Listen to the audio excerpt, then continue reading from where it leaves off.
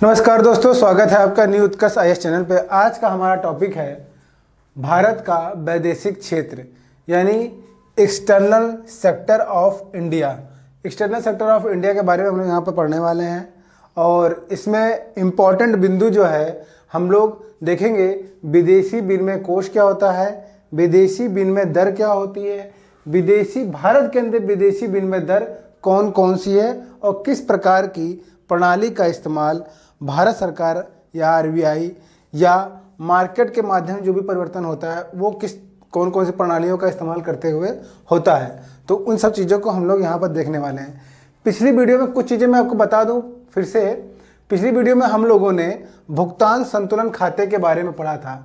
आपने वीडियो देखा है तो आप लोग जान रहे होंगे भुगतान संतुलन खाता।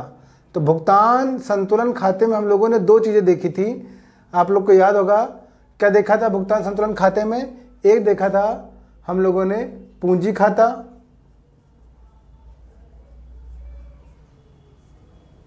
इंपॉर्टेंट पूंजी खाता, और एक हम लोगों ने देखा था जिसमें हम लोगों ने दृश्य मद और अदृश्य मद को देखा था। तो दो भुगतान संतुलन के अंदर दो देखा था हम लोगों ने, एक पूंजी खाता देखा था और एक दृश्य मद और अदृश्य मदों को हम लोगों ने इसके अंदर देखा था। तो इन दो चीज़ों के बारे में अगर हम लोग अच्छे से पढ़ रहे हैं, जान रहे हैं, तो हम लोग विदेशी विनिमय कोष के बारे में और जो विदेशी विनिमय दर होती है उसके बारे में अच्छे से समझ जाएंगे क्या है इसके अंदर। तो देखेंगे जो पूंजीगत खाता था, देखेंगे अब यहाँ पर ध्यान सुनेंगे। जो पूंजीगत खाता था उसके अंदर हम लोग वित्तीय परिसंपत्तियां, ध्यान दें फिर से सुन लें, वित्तीय परिसंपत्तियों के लेन देन, वित्तीय परिसंपत्तियों के लेन देन और भौतिक परिसंपत्तियों के लेन देन से संबंधित पूंजीगत खाता था। इसका पूरा विवरण पूंजीगत खाते में होता था। तो यहाँ पर ये चीज़ था। भुगतान संतुलन के अंदर जो दृश्य मद और अदृश्य मद हम लोगों ने जो पढ़ा, इसके अंदर हम लोग वस्तु खाता और सेवा खाता के बारे में पढ़ रहे थे। ध्यान देंगे, वस्तु खाता और सेवा खाता के बारे में पढ़ रहे थे। वस्तु खाता, सेवा खाता, जिसके अंदर दृश्य और अदृश्य मद शामिल करते थे हम लोग कि हम वस्तुओं का विदेशों से व्यापार कर रहे हैं, सेवाओं का विदेशों से व्यापार कर रहे हैं, आयात निर्यात कर रहे हैं, उससे संबंधित जो खाता होता था उसको वस्तु खाता, सेवा खाता के अंतर्गत रखा जाता था। तो एक था पूंजी खाता, दूसरा था अदृश्य मद का वस्तु खाता और सेवा खाता। ठीक है, इसके अंदर हम लोग देख रहे थे। ठीक है, तो यहाँ पर इम्पॉर्टेंट ये है कि हमको अगर ये चीज़ समझ में आ रही है तो आपको आगे जितनी चीज़ें मैं बताऊंगा वो अच्छे समझ में आएंगी अगर हमने भुगतान संतुलन खाता पढ़ा है। तो भुगतान संतुलन खाते के अंदर मुख्य रूप से कौन सी दो चीज़ें हैं? एक पूंजीगत खाता है यहाँ पर और एक दृश्य मद अदृश्य मद यानी वस्तु खाता सेवा खाता को दोनों को मिला के भुगतान संतुलन खाता की संज्ञा दी जाती है, जिसमें पूंजीगत खाते के अंदर वित्तीय संपत्तियां और भौतिक परिसंपत्तियों को शामिल किया गया है। इसमें ध्यान दें कि वित्तीय परिसंपत्तियों के अंतर्गत बॉन्ड और स्टॉक आ जाते हैं। कौन क्या चीज़ आ जाती है? बॉन्ड और स्टॉक आ जाते हैं। फिर से सुन ले, बॉन्ड और स्टॉक आ जाते हैं। और जो भौतिक संपत्तियों में आ जाते हैं मकान, भवन, मशीनरी, वो आ जाते हैं जब उनका अंतर्राष्ट्रीय स्तर पर स्वामित्व में परिवर्तन आता है। तो जो स्वामित्व में परिवर्तन आता है वो उस स्वामित्व परिवर्तन को जिस खाते में दर्ज किया जाता है उसे हम लोग पूंजीगत खाता कहते हैं। इसके अंदर FDII, FII भी आता है। मतलब सीधे सीधे कह सकते हैं जिस खाते के अंदर वित्तीय लेन देन को प्रदर्शित किया जाए उसे हम लोग पूंजीगत खाता कहते हैं। और जिस खाते के अंदर वस्तुओं के आयात निर्यात और सेवाओं के आयात निर्यात से जुड़ी चीज़ें प्रदर्शित की जाती हैं उसे हम लोग दृश्य मद और अदृश्य मद के अंदर या वस्तु खाता सेवा खाता के अंदर प्रदर्शित करते हैं। तो ये चीज़ें इंपॉर्टेंट है। अब इसका इस्तेमाल कहाँ हो रहा है, इसको हम लोग यहाँ पर जब हम अभी जब पढ़ेंगे इसको तो हम लोग समझ जाएंगे कहाँ पे इसका इस्तेमाल हो रहा है। ठीक है, तो देखिए पहले नंबर तो देखते हैं, पहला टॉपिक जो है भारत के वैदेशिक क्षेत्र एक्सटर्नल सेक्टर ऑफ इंडिया के अंदर, वो है विदेशी विनिमय कोष यानी foreign exchange reserve. Foreign exchange reserve होता क्या है? तो दोस्तों ये जो होता है विदेशी मुद्राओं का भंडार। विदेशी मुद्राओं का भंडार ही अगर कहीं लिखा है तो समझ लीजिए ये कह रहा है विदेशी विनिमय कोष यानी फॉरेन एक्सचेंज रिजर्व। विदेशी मुद्राओं का भंडार यानी विदेशी विनिमय कोष हम कह रहे हैं। ठीक है, अब इस विदेशी मुद्राओं के भंडार के अंदर क्या क्या चीज़ें हम लोग लेते हैं तो वो देखेंगे। विदेशी मुद्रा कोष लेते हैं, विदेशी आहरण कोष लेते हैं, बुलियन कोष लेते हैं, विदेशी प्रतिभूति कोष लेते हैं। बुलियन कोष के अंदर रिजर्व बैंक के पास जो जमा सोना होता है, ठीक है, उसको हम लोग कंसिडर करते हैं बुलियन कोष के अंदर। विदेशी मुद्रा कोष जानते ही हैं, विदेशी आहरण कोष क्या होता है और विदेशी प्रतिभूति कोष। इन्हीं 4 चीज़ों को मिला के हम लोग बोलते हैं विदेशी विनिमय कोष यानी विदेशी मुद्राओं का भंडार। इतनी चीज़ें पता होनी चाहिए कि क्या चीज़ शामिल नहीं है। तो इस तरह से अगर 4 चीज़ें आपको दे रखी है तो कोई अगर अन्य कोई चीज़ दे रखी है तो वो शामिल नहीं होगी। विदेशी विनिमय कोष का संरक्षक किसे कहा जाता है? इनका संरक्षक कौन है भारत के अंदर? भारत के अंदर इनका संरक्षक कौन है? विदेशी मुद्राओं का संरक्षक कौन है? तो वो है आरबीआई। तो आप क्या कहेंगे? आरबीआई है, रिजर्व बैंक ऑफ इंडिया। देश में सभी विदेशी विनिमय के लेन देन आरबीआई के माध्यम से ही किए जाते हैं। ध्यान दें, सभी विदेशी लेन देन विनिमय के लेन देन आरबीआई के माध्यम से किया जाता है। इसके अंदर 2 चीज़ें शामिल होती हैं, ध्यान दें, एक होता है शेष धनात्मक, एक होता है शेष ऋणात्मक। विदेशी विनिमय कोष के अंदर अगर कहीं लिखा है विदेशी विनिमय कोष हमारा कैसा हो गया है, इस समय शेष धनात्मक हो गया है, तो इसका मतलब ये हो गया कि सरकारी कोष में वृद्धि हुई है। अगर हमने कह दिया कि विदेशी विनिमय कोष के अंदर शेष ऋणात्मक हो गया है तो हम कहेंगे सरकारी कोष में कमी आ गई है। तो देखिए जैसा शब्द है वैसे समझ लेंगे। नेक्स्ट पॉइंट क्या है? यदि सरकारी कोष यही जिसे हम कह रहे हैं कि सरकारी कोषों में वृद्धि हो गई है या सरकारी कोष में कमी हो गई है, ठीक है, कि कोषों को मतलब कि विदेशी विनिमय कोष को भुगतान संतुलन के पूंजी, ध्यान देंगे बहुत इंपॉर्टेंट पॉइंट अब यहाँ पर जानने के लिए है और समझने के लिए। यदि सरकारी कोषों को हम भुगतान संतुलन के, और भुगतान संतुलन आते हैं दिमाग में दो चीज़ें आनी चाहिए, पूंजीगत खाता और ये वस्तु खाता और सेवा खाता आना चाहिए दिमाग के अंदर। तो यदि सरकारी कोषों को भुगतान संतुलन के पूंजी खाते के एक भाग के रूप में दिखाया जाता है। अब इम्पॉर्टेंट है, अगर हम पूंजी खाते के रूप में दिखाते हैं, ठीक है, तो भुगतान संतुलन हमेशा संतुलित अवस्था में होगा। तो ये इंपॉर्टेंट है। अगर सिर्फ हम भुगतान संतुलन का सिर्फ पूंजी खाता ही कंसीडर करें, ठीक है, सरकारी खाते के अंदर, तो हमेशा भुगतान संतुलन सदैव संतुलित दिखाई देगा। लेकिन जैसे हम लोग दृश्य और अदृश्य मद यानी वस्तु खाता और सेवा खाता को शामिल करते हैं, बहुत तोड़ के चीज़ों को बता रहे हैं, इसलिए आपको समझना चाहिए चीज़ों को। इससे ज़्यादा तोड़ के अगर आप इससे ज़्यादा टूट सकता है, इससे ज़्यादा ब्रेक करके चीज़ों को आसानी से नहीं समझा जा सकता है, क्योंकि ये टॉपिक थोड़ा सा टफ है भी, ठीक है। तो थोड़ा सा उसको बहुत आसान भाषा में इसको ब्रेक किया जा रहा है जिससे आपको अंडरस्टैंडिंग आपकी बन जाए। तो दृश्य मद अदृश्य मद जब हम बार बार बोल रहे हैं तो दृश्य मद जो दिखाई दे रही है सेवा क्षेत्र नहीं दिखाई देता है ना, ठीक है, इस तरह से, तो अदृश्य मद कहा जाता है उसे, है ना। और इसको हम लोग क्या बोल देते हैं? अच्छा हाँ, एक चीज़ और समझ लीजिए कि दृश्य मद जो होता है, अदृश्य मद को हम लोग चालू खाता भी कहते हैं। ध्यान दें, क्या कहते हैं? चालू खाता कहते हैं। तो 2 खाते हो गए इस तरह से, मोटा मोटा देखें तो पूंजी खाता और चालू खाता। चालू खाता के अंदर हम लोग दृश्य मद वस्तु खाता सेवा खाता रखते हैं। तो जब हम लोग कह रहे हैं कि सरकारी कोष को हम सिर्फ पूंजी खाता से प्रदर्शित कर रहे हैं, हम पूंजी खाते वाला हिस्सा ही शामिल कर रहे हैं, तो हमेशा भुगतान संतुलन कैसा होगा? संतुलन होगा। मगर जैसे ही हम इस भुगतान संतुलन के अंदर चालू खाता अर्थात दृश्य मद अदृश्य मद वस्तु खाता या सेवा खाता को शामिल कर ले, तो वैसे ही हमारा ये भुगतान संतुलन या तो शेष में चला जाएगा, शेष धनात्मक में, या शेष ऋणात्मक में जा सकता है। संतुलन अवस्था में तब नहीं रहेगा सामान्य स्थिति में। तो ध्यान देंगे, सामान्य स्थिति में ये या तो ऋणात्मक हो जाएगा शेष, या तो धनात्मक हो जाएगा, क्योंकि जो भी माइनस प्लस दिखाई देता है वो हमारा चालू खाते की वजह से ही दिखाई देता है। जो आयात निर्यात हम लोग करते हैं, या तो अगर हम लोगों ने ज़्यादा आयात कर लिया है और निर्यात कम किया तो घाटा हुआ, तो ये ऋणात्मक को प्रदर्शित करेगा। अगर हमने ज़्यादा निर्यात किया, कम आयात किया, इसका मतलब हमारे पास सरप्लस क्या है, अधिक है, हमारे पास सरप्लस है, इसका मतलब वो धनात्मक शो करेगा। ठीक है, तो इस तरह से चीज़ों को समझे, क्योंकि निर्यात का मतलब क्या है, निर्यात हम कर रहे हैं तो भारत के पास विदेशी मुद्रा आ रही है ना, जब निर्यात कर रहे हैं तब ये चीज़ समझेंगे आप लोग। अब इसी के जब आगे बढ़ रहे हो, जब हम विदेशी विनिमय कोष कह रहे होते हैं तो विदेशी विनिमय दर भी पढ़ना पड़ेगा हमको। तो विदेशी विनिमय दर होता क्या है, तो देखिए ध्यान दे, विदेशी मुद्रा की प्रति इकाई में कीमत है। तो विदेशी मुद्रा क्या, डॉलर होगी, एन हो गई, ठीक है ना, यूरो हो गई, तो विदेशी मुद्रा, इसकी प्रति इकाई में कीमत का मतलब क्या कि कितने, 1 रुपये में कितना हम डॉलर ले लें, 1 रुपये में कितना हम एन ले लें, 1 रुपये में कितना हम यूरो ले लें, ठीक है, स्टर्लिन कितना ले लें, तो वो 1 रुपये में हम कितना विदेशी मुद्रा को ले सकते हैं। तो इसको हम लोग क्या बोलते हैं, विदेशी विनिमय दर बोलते हैं। क्या बोलते हैं, विदेशी विनिमय दर। उदाहरण के रूप में हम देखेंगे एग्जाम्पल में कि $1 बराबर मान लिया कि 72 रुपये है।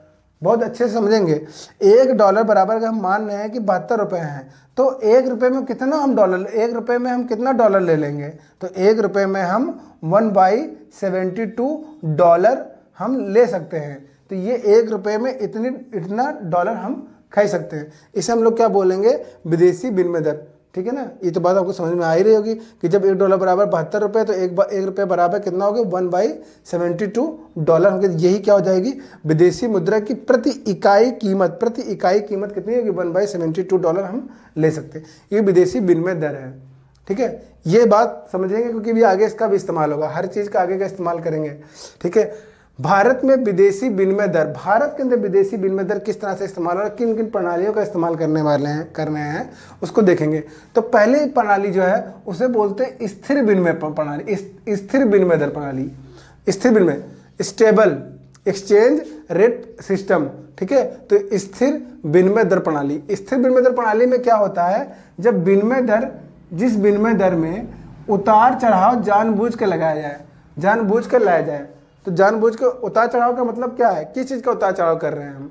ठीक है, विनिमय दर का उतार चढ़ाव कर रहे हैं। विनिमय दर का उतार चढ़ाव मतलब यही कि जब हम $1 बराबर या $1 बराबर हम 72 रुपये ला रहे हैं, तो हम रुपये की कीमत को घटा रहे हैं, बढ़ा रहे हैं, लेकिन जानबूझ से बढ़ा रहे हैं, मतलब कि आरबीआई या सरकार के द्वारा ऐसा किया जा रहा है। तो उसे हम लोग क्या बोलेंगे, स्थिर विनिमय दर प्रणाली। जैसे कि मान लीजिए, उदाहरण के तौर पे इसको भी समझने की कोशिश करते हैं कि मान लीजिए कि वर्तमान में $1 जो है 72 रुपये हमको पे करने पड़ेंगे। $1 खरीदने के लिए हमको 72 रुपये पे करने पड़ रहे हैं। लेकिन सरकार ने क्या कर दिया कि रुपये में क्या कर दी, ध्यान समझिए, रुपये में क्या कर दिया, गिरावट कर दी।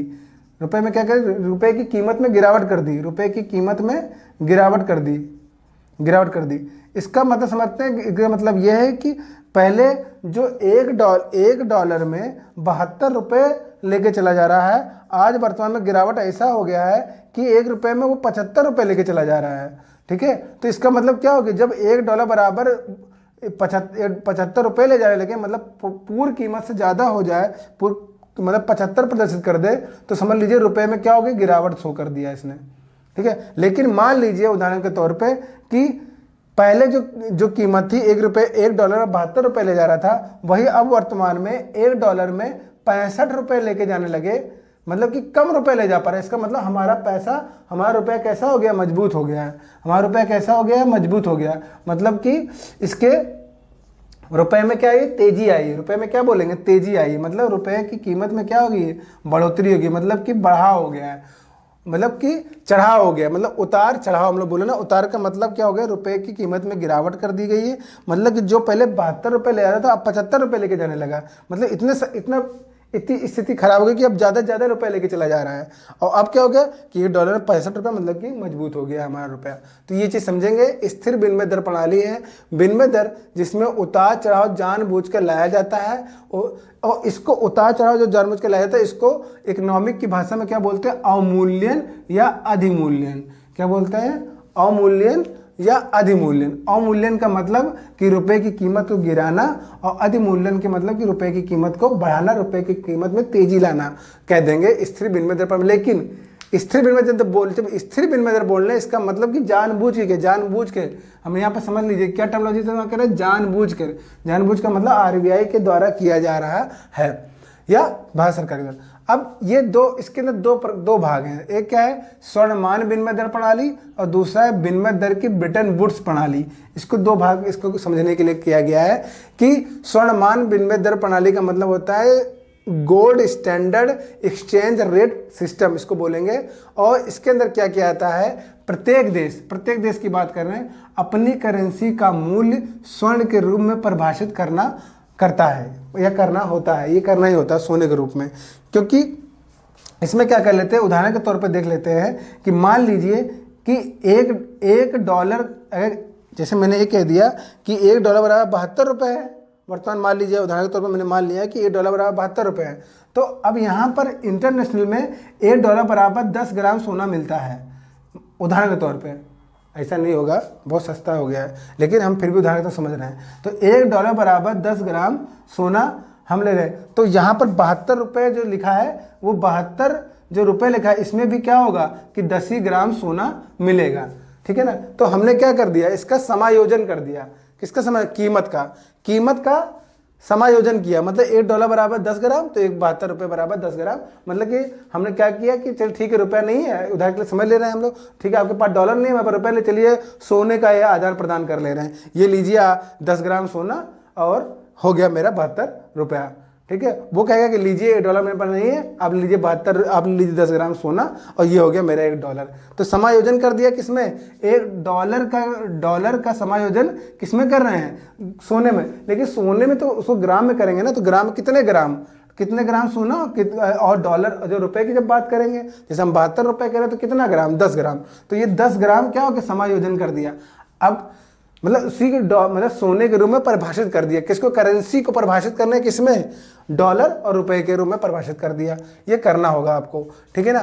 तभी हम तय करेंगे कि हमारा विदेशी मुद्रा, तभी हम कहते हैं, देखिए हम लोग कहते हैं ना कि विदेशी मुद्रा भंडार किन किन रूपों में भारत सरकार के पास है या आरबीआई के पास, किन किन रूपों में, तो सोने के रूप में भी तो रखना होता है। तो सोने के रूप में कैसे तय करेंगे कितनी कीमत है, तो उसका समायोजन हमेशा करते रहना होता है सोने के रूप में, कि ठीक है कि डॉलर के हिसाब से हमारे पास, क्योंकि विदेशी मुद्रा कह रहे हैं तो डॉलर के हिसाब से हमारे पास कितना सोना होना चाहिए, और अगर कोई देश रखा हुआ अगर रुपए को, तो रुपए के हिसाब से उसके पास सोना कितना होना चाहिए, और उसको पूरे अंतर्राष्ट्रीय स्तर पर उसकी कीमत एक होनी चाहिए।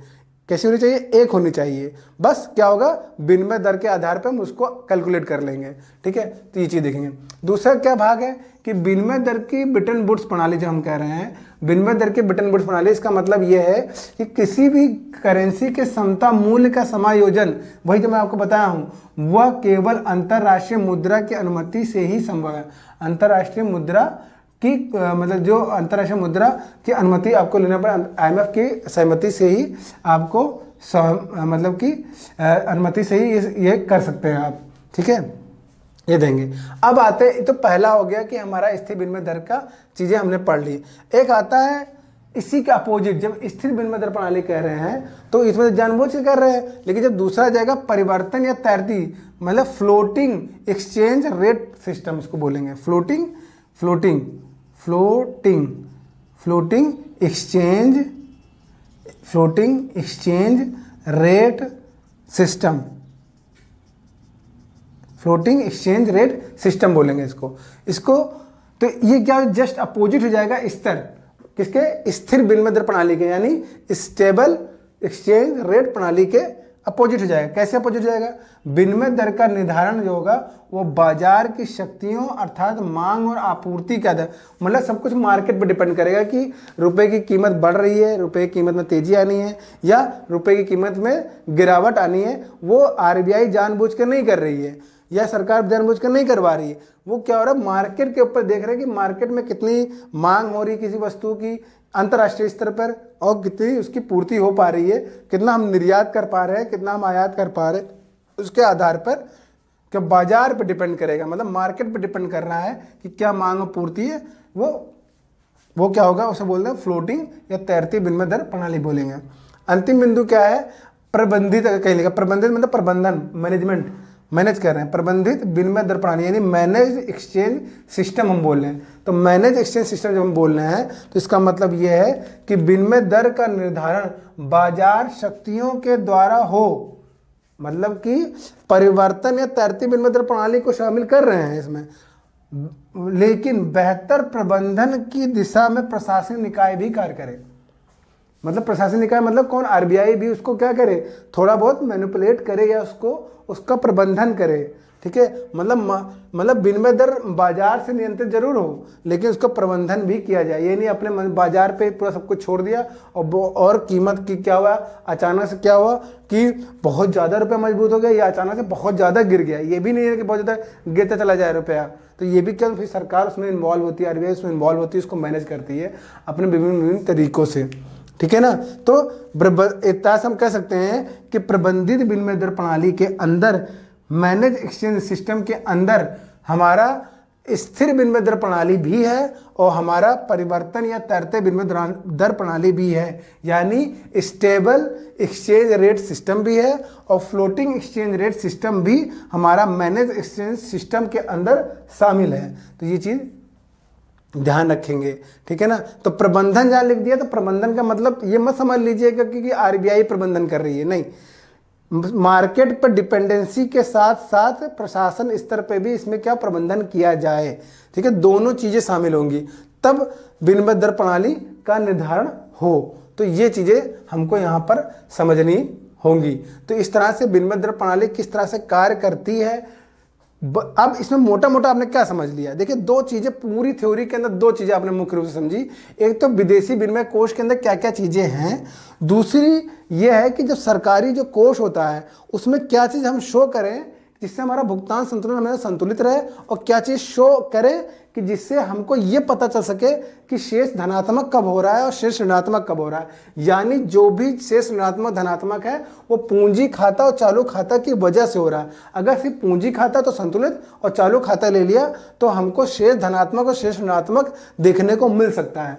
दूसरी चीज हमने ये देखा कि विदेशी विनिमय दर प्रणाली हो रही है, जब उसका निर्धारण हो रहा है तो दो चीजें प्रभावित कर रही हैं इन चीजों को, या सीधे कह सकते हैं कि जो विनिमय दर हो रहा है वो चीज डिपेंडेंट है किसके ऊपर, बाजार के ऊपर या मार्केट के ऊपर, जिसमें मांग और आपूर्ति शामिल है, और दूसरा आरबीआई यानी सरकार शामिल है उसको परिवर्तित करने के लिए। तो यही 3 से 4 चीजें जो आपने देखी, मुख्य रूप से यही चीज आपको पूरी इस वीडियो के अंदर समझनी थी। मैं उम्मीद करता हूँ ये वीडियो आपको बहुत अच्छा लगा होगा, समझ में आपको आ गया होगा। इसलिए इस वीडियो को अधिक से अधिक लाइक करें, शेयर करें, सब्सक्राइब करें। आज के लिए इतना ही, धन्यवाद।